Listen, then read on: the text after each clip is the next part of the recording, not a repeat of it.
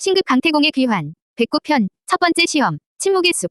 장백산의 성역은 태고의 신비를 그대로 간직한 곳이었다. 하늘을 찌를 듯한 거목들이 숲을 이루고 있었고 공기는 세상의 그 어떤 곳보다 맑고 순수한 만화로 가득 차 있었다. 강민주는 마치 산 전체가 하나의 거대한 생명체처럼 자신의 모든 것을 지켜보고 있음을 느꼈다. 얼마나 걸었을까. 그는 숲속의 작은 공터에 다다랐다. 그곳 중앙에는 바람 한 점 없는 날씨에도 잔물결 하나 잃지 않는 거울처럼 고요한 연못이 있었다. 주변은 그 어떤 새소리나 벌레의 소리도 들리지 않는 완벽한 침묵에 잠겨 있었다. 그가 연못가에 다다르자 장엄하고 오래된 목소리가 그의 머릿속에 직접 울려 퍼졌다. 천지에 이르기 위해서는 세 가지 시험을 통과해야 하느니라. 첫 번째 시험은 인내이니 이 평온의 연못에서 메아리의 물고기를 낚아보아라. 민주는 연못을 살폈다. 하지만 그의 어심일기에도 미르의 탐지 능력에도 그 어떤 생명체의 기운도 느껴지지 않았다. 연못은 말 그대로 텅 비어 있었다. 그는 온갖 종류의 미끼를 사용하며 낚싯대를 들이웠다. 1시간, 하루, 그리고 사흘. 시간은 무의미하게 흘러갔지만 수면은 미동조차 하지 않았다. 초조함과 조급함이 그의 마음속에서 피어오르기 시작했다. 그는 이 시험이 단순한 낚시가 아님을 깨달았다. 메아리의 물고기. 메아리는 소리가 있어야만 돌아온다. 하지만 이 연못에는 그 어떤 소리도 없다. 그렇다면 이 물고기는 외부의 소리가 아닌 내면의 소리에 답하는 존재일 터. 그리고 가장 완벽한 메아리는 완벽한 침묵 속에서 울려 퍼진다. 그는 낚싯대를 거두었다. 그리고는 연못가에 가부좌를 틀고 앉아 조용히 눈을 감았다. 그는 모든 것을 내려놓았다. 챔피언이라는 명예도, 흑어단에 대한 분노도, 세상을 구했다는 자부심도, 심지어 신급 강태공이 되겠다는 목표마저 잊었다. 그는 자신의 호흡을 느끼고 바람의 흐름을 느끼며 자기 자신을 비워내기 시작했다.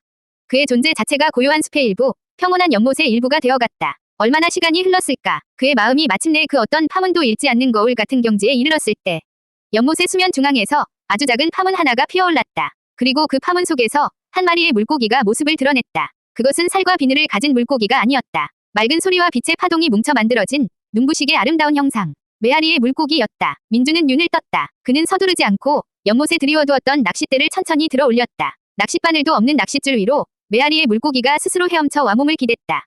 그것은 잡는 것이 아닌 교감이었다. 물고기는 그의 손끝에서 빛의 입자가 되어 그의 몸속으로 스며들었다. 그의 영혼이 한 단계 더 맑고 깊어지는 것이 느껴졌다. 첫 번째 덕목, 인내를 배웠으니 두 번째 시험으로 가는 길이 열릴 것이다. 그의 앞을 가로막고 있던 숲의 일부가 신기루처럼 사라지며 산의 더 높은 곳으로 향하는 새로운 길이 나타났다.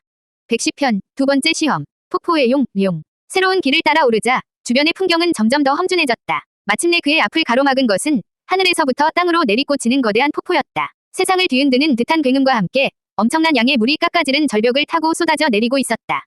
두 번째 시험은 힘이니라. 고대의 목소리가 다시 울렸다. 진정한 힘이란 파괴가 아닌 거대한 흐름을 거스르지 않고 그것을 넘어서는 지혜를 이름이다.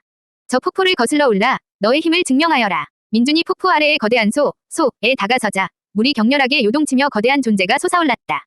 그것은 잉어의 모습을 하고 있었지만 그 크기는 집채만 했고 온몸은 화강암 같은 돌 비늘로 뒤덮여 있었다. 머리에는 용을 연상시키는 뿔과 긴 수염이 돋아나 있었다. 폭포의 수호자, 성린이여. 레벨 80. 성린이여는 침입자를 향해 맹렬한 적의를 드러내며 돌진해왔다. 놈이 입에서 뿜어내는 수화포는 바위를 가루로 만들었고 거대한 꼬리치기는 폭포의 흐름을 바꾸어 거대한 해일을 일으켰다.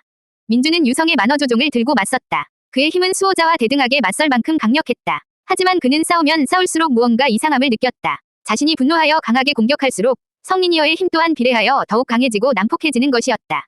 이놈, 나의 투쟁심을 먹고 강해지고 있어. 이 시험은 놈을 쓰러뜨리는 것이 아니었다. 놈의 힘을 이용해 폭포를 오르는 것. 그는 전략을 바꾸었다. 공격을 멈추고 오직 방어와 흘려치기에만 집중했다. 성린이여가 수화포를 쏘아오면 그는 만화조종술로 그 물줄기의 방향을 틀어 폭포의 절벽을 타격, 발을 디딜 공간을 만들었다. 놈이 꼬리치기로 해일을 일으키면 그는 그 파도를 타고 절벽의 더 높은 곳으로 도약했다. 그것은 더 이상 싸움이 아니었다. 거대한 자연의 힘과 하나가 되어 펼치는 아슬아슬한 춤사위였다. 그의 분노가 가라앉고 오직 평온한 마음으로 놈을 대하자 성린이여의 맹렬했던 기세도 점차 누그러들기 시작했다. 놈은 더 이상적이 아닌 그가 넘어야 할 거대한 시련 그 자체가 되어주었다. 마침내 민주는 마지막 물줄기를 박차고 폭포의 정상에 올라섰다. 폭포 아래의 성린이여는 더 이상 그를 공격하지 않았다. 대신 경의를 표하듯 거대한 머리를 한번 숙여 보이고는 조용히 물속 깊은 곳으로 사라졌다. 두 번째 덕목, 힘을 다스리는 지혜를 배웠으니 정상으로 향하는 마지막 길이 열릴 것이다. 민준의 눈앞에 만년설로 뒤덮인 장백산의 정상이 모습을 드러냈다. 그리고 그 중심부, 구름의 바다 한가운데에 고요하게 자리 잡은 천상의 호수, 천지가 보였다. 그의 마지막 시험대가 마침내 눈앞에 다가오고 있었다.